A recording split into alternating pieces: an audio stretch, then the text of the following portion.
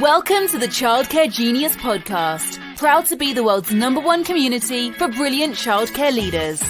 Each episode will feature interviews with the brightest minds in the childcare industry to guide you into becoming a smarter business leader. Our hosts have opened 10 schools while raising 5 children. They are certified business coaches and are the top-selling childcare business book authors of all time. This episode is sponsored by Leaf Childcare Insurance. Give Blake a call at 972-232-2258 to get a free quote on childcare business insurance today. Let's welcome to the Childcare Genius podcast, our hosts, Brian and Carol Dupre.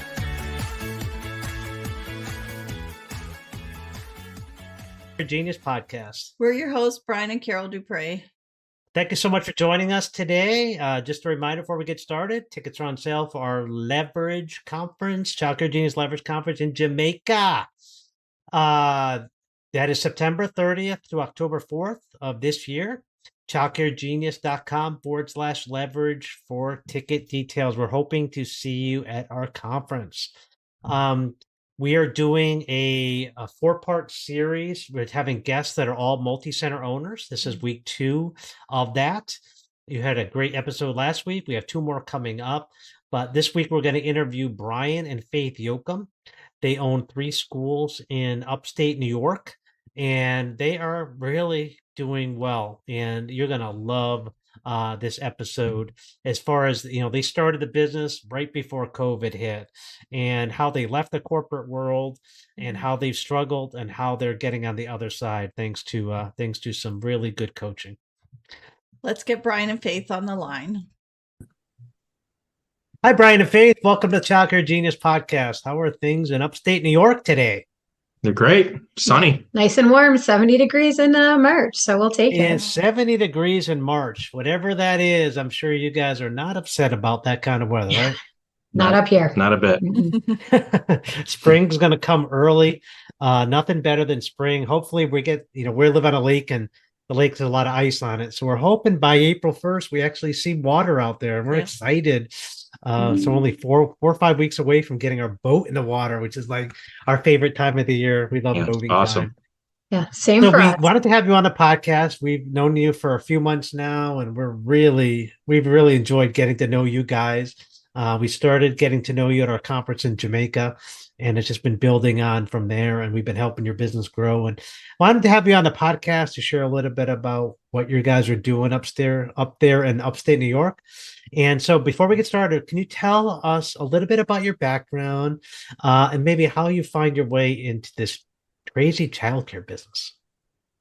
So oddly enough, my original career was not in childcare. I went to college for physics and found myself in manufacturing operations management. Did that for quite a long time and was laid off in the '08 recession. So at that time, I thought, I can do anything I want with my life, When I went to school, I wondered if I should go for science or education, and I chose sciences. But I had a great severance package and decided to take the other path and went back to school for early childhood and opened a licensed family daycare in New York. Did it for several years, loved it. I had a major surgery and did not bounce back quickly enough before I ran out of dates I could have someone else operate. So I ended up closing and went back to manufacturing operations. But this guy knew that's what I loved. And one day he found a daycare for sale and said, you need to do this. And that started our ownership with Centers. Yeah. I have a management background in automotive and some construction. Never thought I'd be in childcare my entire life. But she dragged me in it and love it and wouldn't do anything else now. Yeah, it's one of those things that kind of grows on you after a while, isn't it? Yeah, for sure. And working with your wife is pretty cool too, isn't it? Oh, yeah. Yeah. 24/7. 24/7. It takes a while to get used to, but once you do, you're like, it's hard not to do it. Yeah, that's true. And you guys have figured it out. And again, you play the hand you're dealt, and you guys have done really well. Thank you. And I love your story. Thank you.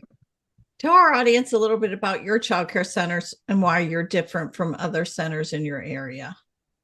So we have 3 centers now. They're all relatively close to each other. I think the furthest 2 are 15 minutes apart. So the area that we're in is considered the northern suburbs of Buffalo. Ironically, all of our centers have different names, but are under the same corporate umbrella. We are looking to bring that together this year and kind of merge them, link them all together before we do a name change in later years. But really, it's because one of them speaks to what we do at all of them. So one of our centers, our latest center, is called the Early Childhood Kindness Center, and that really speaks to what we do at all of our centers. Everything is kindness focused, and not even just not a specific lesson plan, but really in the everyday interactions with the kids, our everyday interactions with the families, our team of teachers, with each other. It's what we hire for, and it's what we sell our families on, So I feel very strongly that society used to operate under this mentality that it takes a village, and nowadays it's more like every man for themselves. So with the way, the kids have so much to deal with once they go to what I call the big kid school, and so much of their childhood is focused on academics, and there's so much bullying involved. The goal is that by the time they graduate out of our care, that it's instinctive to them to see when someone could use a friend or could use a little, somebody to bring them up a little bit and to be that kind person. And then it's just instinctive for them to step in and be kind. And, what's considered now going out of your way to be kind just becomes normal for them because they don't know anything else. So that's the goal when they graduate, from us, is to just follow on and be good little humanitarians for the rest of their lives. And instead of waiting for someone else in their class to kind of make it socially acceptable. Sure. Now, what are some of the obstacles you faced while you've been trying to grow your business? Well, we bought our first center 5 days before COVID shut down the city. So that certainly was not in the plan. I think that was probably the biggest hurdle, because starting a business, you don't have this huge bankroll. So we did it a little bit on a shoestring. And that hurt us immediately. So we went from having great salaries and nearly no debt to taking on all this debt and signing these 5-year leases and, the note for the business, and then almost immediately having no income whatsoever. So that was pretty challenging. So on our worst days now, I always say it might be a tough day, but it's not buy a business and shut down tough. So we'll be okay. You survive. If you survive COVID, then every day gets a little bit easier, and you realize, things really could be a whole lot worse. Yeah, right, for sure. Absolutely. And you love, people look at, you gave up this cush, nice salaries, cush, 9-to-5 job working for somebody else, and now you struggled. But I tell you, a day of business ownership is a whole lot better than being a slave for somebody else and, putting the hours. And, it's just, there's nothing better than being a captain of your own rowboat. Yep. It's better than being a first mate on a destroyer, isn't it? No. The flexibility is great. I mean, we work a lot of weekends, but if something, we need to take care of something during the day, we got the flexibility to do that. Yeah. You do. And you get to work together and you get to build it. And, it's the struggle. I was just talking on a podcast recording recently about somebody else it's the struggle that makes the victory so sweet. And people who don't own a business don't realize the challenges we go through, the risks we take. We put all in all the time. We're all in on our house, our cars, our kids' education. Like, we put everything on the line and risk it all for a potential reward down the road that may never come if we don't play our cards right. And I think so when the reward does come and you get that excess and you get a 7-figure payday at the end, people can be jealous about it, but they would never do what you did.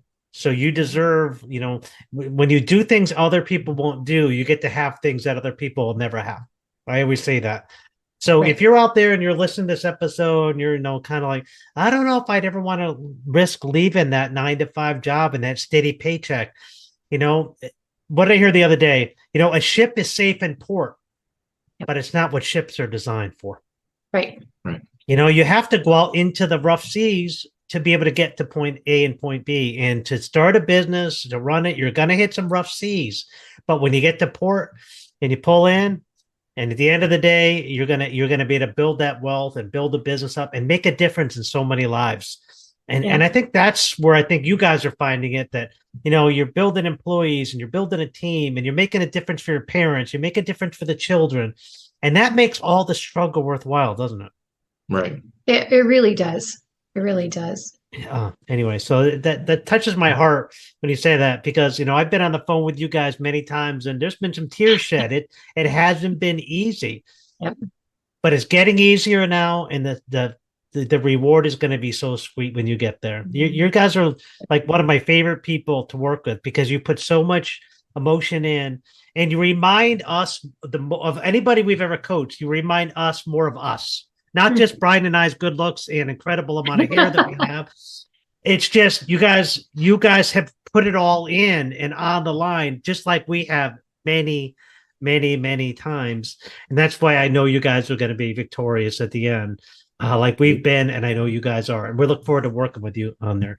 Yeah, we found out really quick how much we put it on the line when COVID hit. We weren't prepared for that, and it hit fast and hard, and we learned a lesson really quick and how to run a business with no kids. The COVID was a challenge in there, and you had to do it alone. You didn't have a coaching group. We didn't know you then. No. And you were out there all by yourself, just trying to figure it out. So, you traded water enough till you found us. We threw you a lifeline at that point. We'll talk more about that later on, but we're glad we were able to throw you that lifeline. Yeah, we appreciate it. How many years between when you opened your first school and when you opened your second? About a year and a half. Right. We actually opened numbers 2 and 3 back to back. Now, people probably saying, okay, you left your job in the corporate world. You left your salaries. You got into debt. You're struggling with the first one. Why did you do number 2 and 3? That's what they're saying. Why did you do it? And the answer is? The answer is because Brian was downsized during COVID. And when he told me that night, I thought, oh, thank goodness. And because the one thing about when you're doing it by yourself and not with your spouse, the one thing people don't really talk about much, I feel like, and don't really prepare you for, is the fact that you're on an island. When you're the boss, you have no friends at work. You have no peers. On your worst day, you are alone. And that was very, very stressful. So when Brian told me that night that he got laid off, I said, oh, thank goodness, I could really use your help. And he says, this is temporary. This is not my thing. And after doing that together for quite a while, I think he realized he didn't want to go back to work for someone else. We invested everything we had into it, and he was enjoying it, so then we realized this isn't going to support the both of us. So if we're going to do it, we need more. We didn't expect to buy 2 and 3 together. They were completely unrelated centers in 3.5 weeks apart. But that's what happened. And I do not recommend doing that. but now that we did, it was like biting off the huge chunk right before COVID, and then, doing it all over again with 2 empty centers. That's the key. They were both empty. Yeah. We would recommend doing it if they were full, but we ended up with 2 empty centers and had to fill them. Also not the plan when we got into that deal. So, that's what brought us to where we are today with the 3. And ultimately, Brian deciding he does want this to be, his career moving forward. So that's why we expanded. Well, one thing, Brian, that I admire about you is you've actually was a director at one of your schools. I've never done that. So Carol ran our schools. I've never been a director. So I admire you for stepping into that role. I don't know if I could do that. I'm a military guy, so that doesn't transcend well to leading troops. They're a different kind of troop. So I applaud you for doing that. How was that going from the corporate world to the director role? Well, I was mainly in automotive and construction management. So it's a totally different dynamic working in a center full of little kids and always having to watch my P's and Q's around stuff like that. So, So I got corrected many a times, but it's similar in some aspects, but in other aspects, it's a completely different industry. And you got to really watch what you're doing. There's a lot of things on the line, that you have to be careful and watch the children and make sure that everything is going correctly. I mean, we're not making pizzas or anything. We're taking care of little human beings, and it's important, so that we take good care of them. So yeah, it was different. So And today's my last day too of being a director. I just admire that about you guys. You're willing to do whatever it takes to succeed. Yeah. And that's what I admire about you. So you're running 3 schools now. How do you manage to run them? There's only 2 of you. You have 3 schools. How do you do it? So we have directors now. Now we put a director in the one school. So Brian's out after today. So we have 2 directors, and then I'm also the director at one of our schools. So you work as a team. You're doing whatever it takes. You have systems in place. You delegate, and you have a team. And eventually, I'm sure the goal is to probably have you not being a director, Faith. Eventually, down the road. That is the next point, step. right? Yes. That's the next step. Is that a plan? I mean, you got to do what you got to do, but eventually, we're going to get that plan. And I love that willingness to do whatever it takes. Yeah. How has coaching helped you grow your business? Oh, that's been tremendous. I think our one regret is that we didn't know about you guys sooner. I think it would have helped with the stress level and the pitfalls that we did go through, to have your advice and your coaching and the coaching of the whole team. But I will say now that we do have it, the focus that it's given us and the tools that we didn't know that we needed, that we now rely on so heavily, have been just instrumental. The other part of it is the director training. So our director lives for those Zoom meetings, and I thought it might be a little bit of a battle initially because their days are so jam-packed. But we have our director meetings once a week, and they always say, hey, we talked about this, or they'll send me emails and say, I changed this up based on the feedback from the director training. What do you think? And this is really helping, and I want to do this. And so that's really great because it's also helping them grow to help us grow. It helps us get a different mindset on, how things should be run compared to how we were running it. So we're able to make some changes, and things definitely are much more efficient doing that. Efficiencies are important. And I love how you mentioned that, because Christine, our director coach, is amazing. And she loves working with the directors and does an amazing job. And I'd love to see them, the directors, highly engaged in working.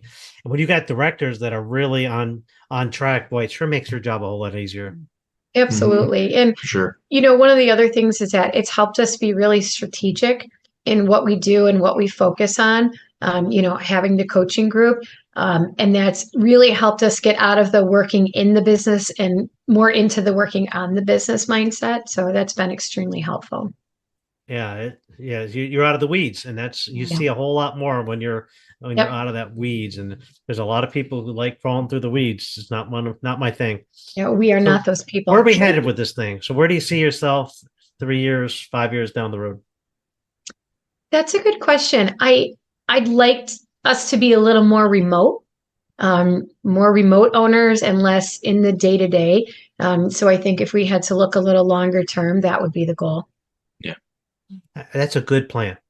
Yeah. Get your life back a little bit more, spend a little more time together, maybe take a vacation and just you, and just have a little bit of fun and slow down a little bit. Yeah. I know you're going 100 miles an hour right now, but you're just in survival mode, but we're going to get you into thriving mode. We're getting there. We're getting close. Yeah, definitely. Yeah, and I think once we can pull away from the business a little bit, it'll allow us to look at other avenues in the industry, if we can find other daycare centers for sale. But right now, with everything that we have going on, it's hard to go out there and look. We're busy in our business right now. Yeah, and I think next year is a better time to buy than this year anyway. So time is on your side, and be patient. You wait for that deal to come in. That's why I tell people, patience is the key. I write it in every one of my books. Just be patient. Let it come to you. Timing is everything. Yep. And every one of those businesses we just bought came to us. Yeah. We didn't go out The looking for first one. Well, kind of, sort of. They will come. Yep. And you attended our leverage conference in Jamaica. We did. What was that experience like for you? I thought it was incredible. That was when I had that aha that said, I wish we would have found this group years ago. It would have made life a lot smoother, going through everything we did, a lot less in the weeds and out of survival mode. But it was great. I think one of my favorite parts of it, we've been to other conferences, even in my other career, a lot of, conferences and things like that. And for me, I think the biggest thing was that there was no selling, there was no pep rally. It was content, everyday, real life information that we needed that I couldn't take enough notes about. So I think that was the greatest part. It never felt like a waste of my time. There was at no point where I disengaged. I remember there were points I really needed to go to the ladies' room, and I held it because I didn't want to miss a second of it. So I just, kept taking all these notes. But it was incredible. 10 out of 10 recommend. For sure. I agree. Yeah. And I remember this is when you had first joined coaching. Yep. And I know you probably wouldn't say that, money was tight at that point, but you said, you know what, I'm going to, number one, invest in my business because I know I'm going to get this money back. And number two, I really need to be at this conference to meet the right people or to learn the right things to get me out of the financial hole I'm in. Yep. And so kudos to you. Not many people do that. Anybody could use the excuse, I just can't afford it, can't do that. But you found all you needed was one reason to go, and you actually needed to get away from your school. That was the timing was perfect. You needed a COVID break. You were able to get around there. I remember us being in the pool together, just talking and getting to know each other and having fun. And I said, you know what, we're going to turn this thing around for you guys. And I made it my mission to really help turn this thing around for you guys. And you've come a long way from our first phone calls. It's amazing. The business was still there when we got back. It was running, We were so much more refreshed. Right. And some people are afraid to leave the school because they're afraid of what will happen. But you know what? Sometimes it works better when you're gone. Yeah. Mm-hmm. Yep. I used to feel that way. I was there open to close and then some, for just that very reason, especially in the beginning. Yeah. And I promised you things would get better, and I hope I kept my promise. Oh yeah, it's so much better. We have so much more focus on what our metrics are, exactly what we need to be focusing our time on, how to divvy up the responsibilities and who's best served doing what, whose lane, what's in everybody's lane. So that's been really helpful. We are much more on an ownership, working on a type of path now than we ever were, for sure. Right. Yeah. I mean, awesome. When we talk about the cost of the coaching and going to Jamaica, we definitely didn't have the funds to sign up for that. But I also felt like we couldn't not sign up for it if we were ever going to get out of that mode that we were in. So that was a really good decision on our, yeah, for sure. If you had to do it all over again, what would you do different? I think we would have signed up with you guys before we bought our first set. Yeah. You know what?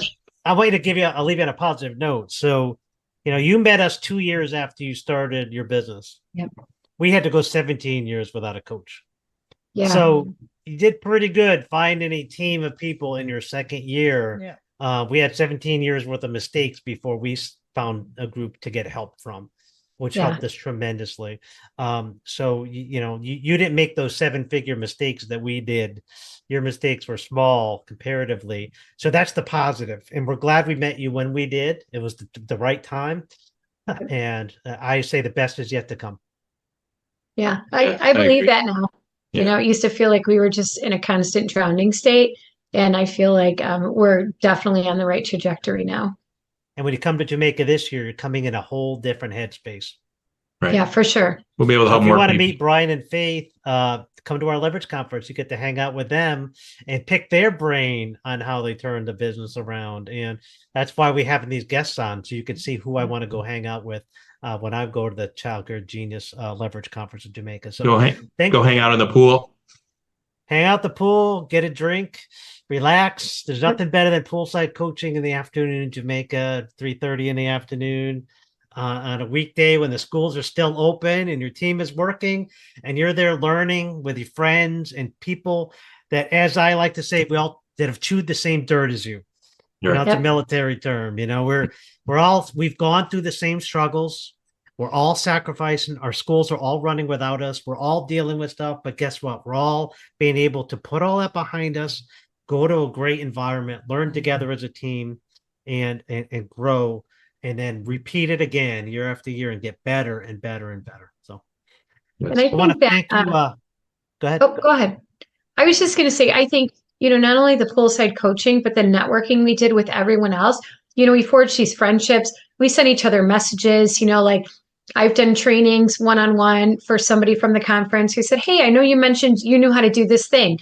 So we Zoom and we figure it out. And there's, times that we've emailed other people and said, hey, do you guys have a solution for this? This is, this is what we're looking at. And, the networking and the support you get just from everyone else that was there, invaluable. Yeah, you can't find an accountability buddy or somebody you could bounce ideas off of in the group that's a peer. There's nothing, you can't beat that. I had an accountability for many years, and having somebody to just hold you accountable, that's other than your coach. Your coach is obligated to help you, but having a friend who goes to the same thing, that accountability is very important as well. Yeah, it was great. Mm-hmm. Anyway, well, thanks for so much for taking time out of your busy day. We're recording this on a weekday, so I know you guys worked all day and you got to get back to work tomorrow. So we'll look forward to seeing you real soon at our conference. Great. Thanks, guys. Thanks. It's our pleasure. Have a good rest of your day. Bye-bye. Thank you. You too. Bye-bye. Bye. Great job. I love that couple. I mean, really, really, really love them. They are just so sweet. They put everything on the line, and I just admire everything that they've done. Looking forward to hanging out with them in Vegas. Yes, for sure. And in Jamaica at the end of the year. Yeah. And it's nice hanging out with somebody with a little bit less hair than me, too. There's not too many guys out there that have less hair than me. I'm just kidding. Brian, good looking guy, just like me. And I love your name. Real good name. So if you need help in your childcare business and you'd like a free coaching call with one of our certified coaches, in any area of the business you might be struggling, whether it be finances, staffing, culture, you name it, we can help you. Just go to childcaregenius.com and under the coaching tab, select I'd like a free coaching call. Brian and Faith did that. They reached out. They did a call. We helped them, and we're continuing to help them. We have changed their life and changed their business.